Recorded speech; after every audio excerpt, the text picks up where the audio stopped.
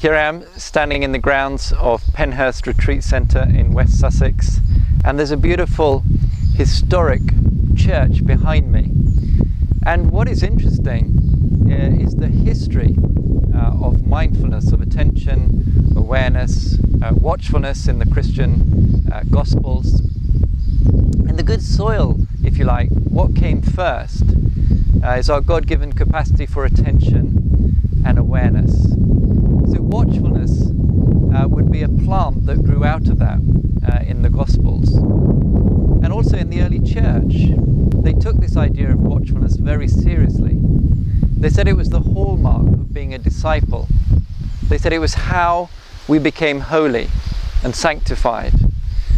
But I hardly ever hear anyone in the 21st century talking about watchfulness and discipleship. Now, other plants have grown out of attention and awareness.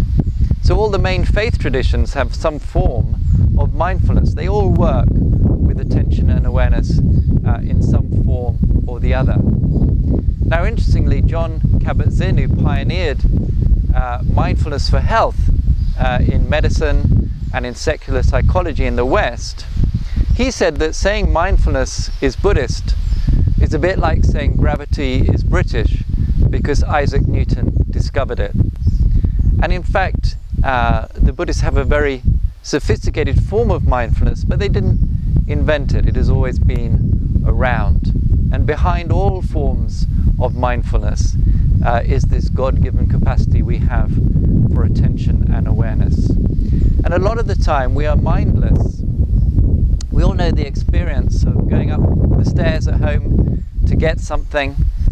And when we get to the top of the stairs, we've forgotten what it was we're going for. There's nothing wrong with us, we're just on autopilot. I know people who work Monday to Friday, and on Saturday they get up and they're supposed to be driving to the supermarket, but they end up driving halfway to work. And so at a very ordinary level, we're just learning to notice again. And we're trying to come back to the present moment.